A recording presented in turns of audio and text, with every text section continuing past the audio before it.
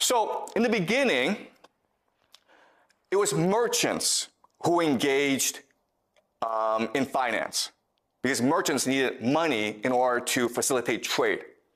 Okay? And some merchants became extremely wealthy. And when they became very wealthy, they started banks in order to support trade and other merchants. Okay, so these banks traded in gold because that was the primary source and supply of money back then. Okay, so what happened is you would come and you would put your money, your gold, in the bank for safekeeping. And the bank would give you a contract, right?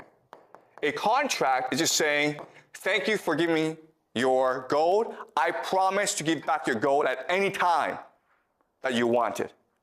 And this is what we call a receipt, right?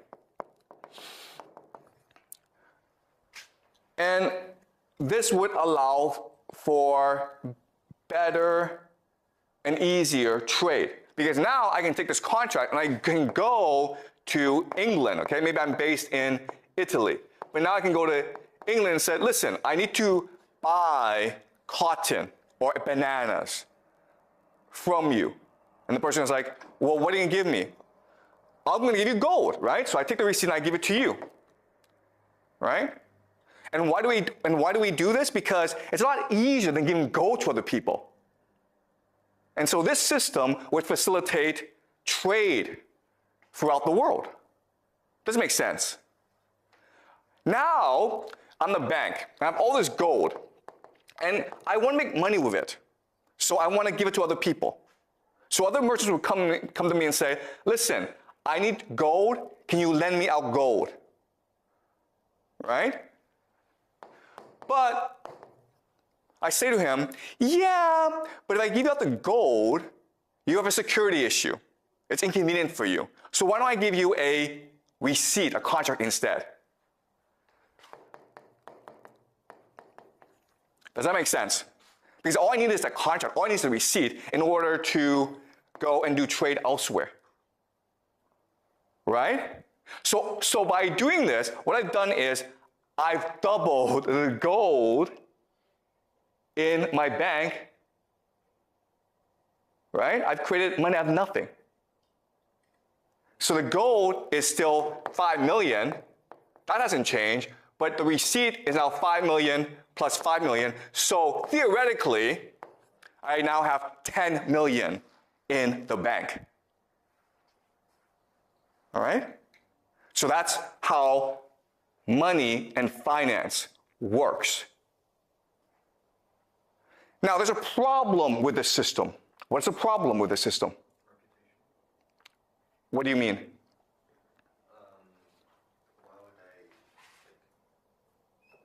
Why would the other people take the receipt as gold? Okay, that's a good question, okay? Why is it that people believe in me? Okay? The answer is very simple. The answer is because throughout most of human history, people didn't need money. If you were just a normal person, what were you doing? Were you in a village growing crops? If you wanted to like get new stuff, what would you do? You would trade with someone else, right? Maybe you have a gold that I want. Well, then I would trade you a cow for it. So we didn't actually need money. So throughout most of human history, no one had any need for money. It was only in certain circumstances that you would want money. So for example, marriage, right? Okay? So throughout most of human history, money represented debt that could be unpaid. Oh, sorry, debt that could never be repaid.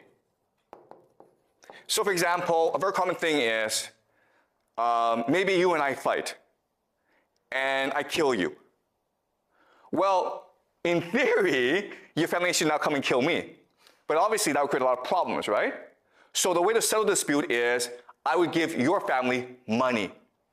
Because money was symbolically meant to say, I'm sorry, I killed you. This is a debt that can never be repaid. Okay? That's what money was used for in most circumstances throughout human history. There was no actually real use for money. It was symbolic. But with the rise of trade and with merchants, they needed money in order to facilitate the trade. But these merchants all knew each other, so they trusted each other anyway. So money was a mechanism for them to trade easier, okay? Does that make sense? All right? Okay, so let's go back to the question. This system looks great. I can print money out of nothing, but there's a problem with this system. What is the problem? There's a problem here. Like you can forge the receipts and, the money fakes. Okay, that's actually a great question, okay? So, yeah, is it possible to forge the contract? Okay? So, that's a really good point. The problem is, so the answer is that they all knew each other anyway. Okay, because it's a very small circle. Again, we have not reached the modern period where it's a lot of people using money. If that's the case, then forgery becomes a problem. We'll discuss this in future classes, okay? Counterfeiting. But at this point in history, forgery is actually not a big issue. There's actually a bigger issue. And it's a huge issue. What's the issue? I have $5 million of gold, right? There's about $10 million of gold out there in receipts. What's the problem with that? The problem is that if everyone wants to go at the same time, I go bankrupt, right? Because I lose my reputation. The contract says that at any time you want the gold, I must give it to you. But if I have if there's $100 million in gold contracts, but I only have $10 million in gold, only if 15 million wants the gold back, then I'm screwed. If this is what we call a bank run. Okay, a bank run. And this is a huge problem for merchants. Okay? There's also another problem with the system, and the problem is this. Who do I usually lend my money to? Do you guys know? If I'm a bank, if I'm a merchant, who do I usually lend my money to? Okay, guys, today we lend the money to entrepreneurs. But back then, there really weren't entrepreneurs.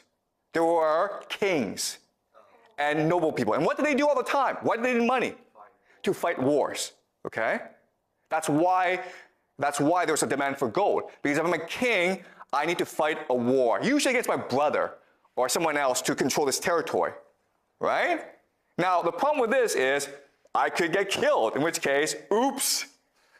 But also, what's much more common is the king would be like, screw you, bank, I don't need to pay you back.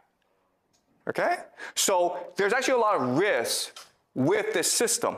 So over time, develop a system to mitigate or reduce this risk. Okay? What would they do? What they would do is they would create cartels. Cartels are just partnerships. So maybe this bank works with another bank, throughout Europe. And the way they establish these cartels is usually through intermarriage, right? They would marry each other, they would combine together.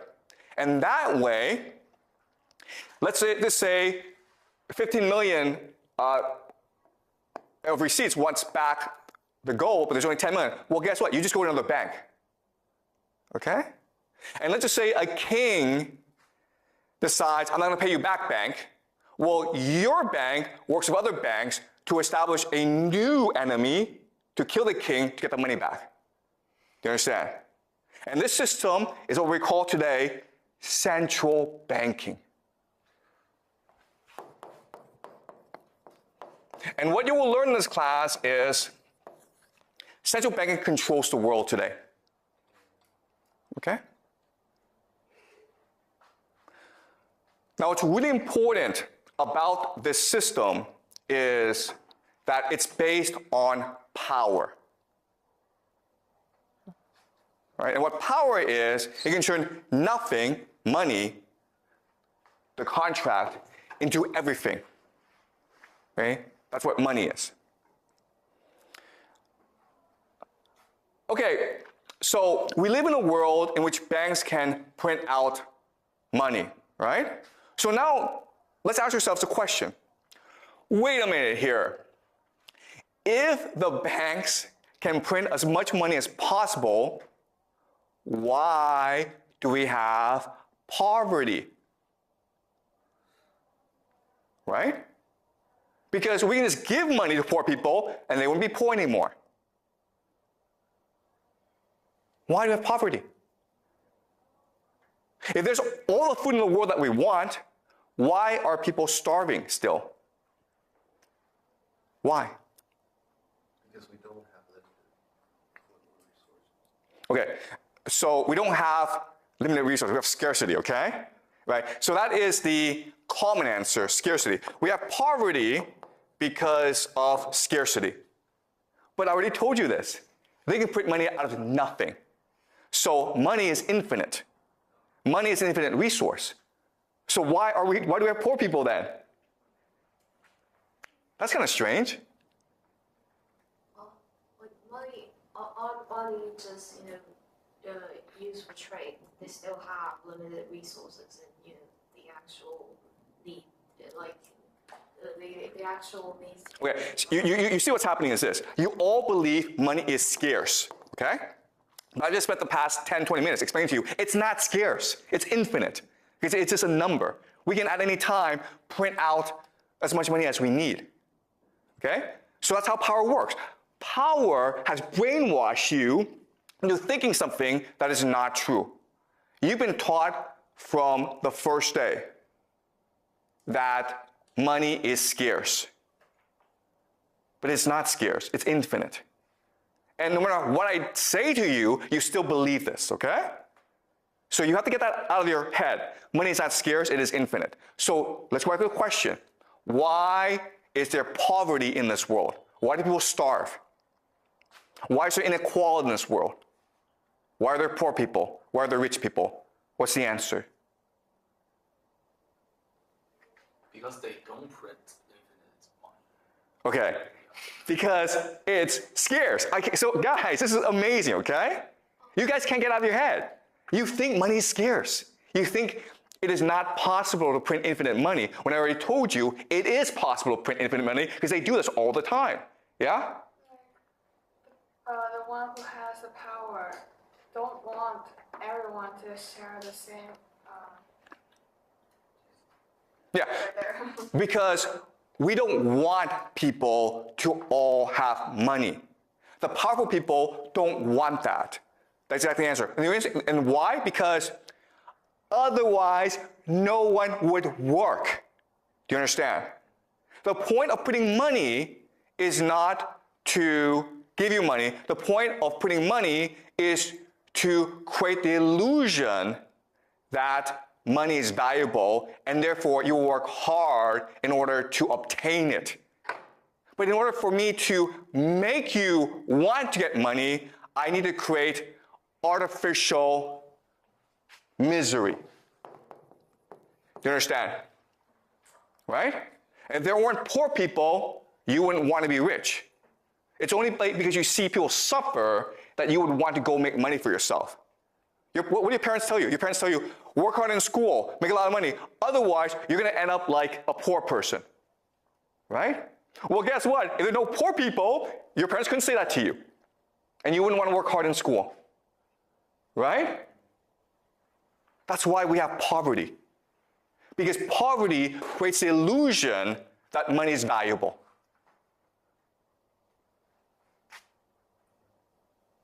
In other words, poverty isn't what you do to yourself, it is what the powerful do to you. Now let me ask you another question. You guys have studied some economics. Why do you have like crises? Crises. For example, there's a stock market crash. Or for example, the economy goes down and people lose their jobs. Why do you have crises? Exactly. You're not taught this in economics class. That's kind of weird, right? The point of crises is to destroy money. Why do we need to destroy money?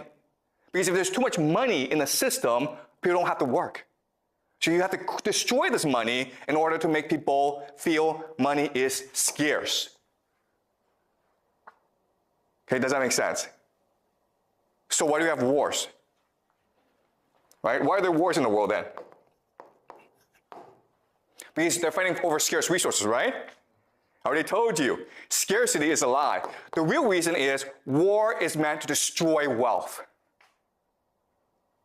in order to make you think money is valuable. Do you understand? You guys play World of Warcraft or these games, right? Guess what, guys? World of Warcraft in our world, there's absolutely no difference. You just run around pointlessly working hard to obtain credits in order to buy stuff. If credits just flew out of the sky, because they could do that, right? They could actually program the engine to just put money out of nothing, you wouldn't do nothing every day. You wouldn't play the game. Okay? It's only because you believe that there's scarcity in the world and that you must work hard to obtain wealth that you do any work. Do you understand this? Okay? So this world that we live in, it's a complete illusion created by central banking in order to make us work as hard as possible. Because the real value is not money. The real value is the work we do.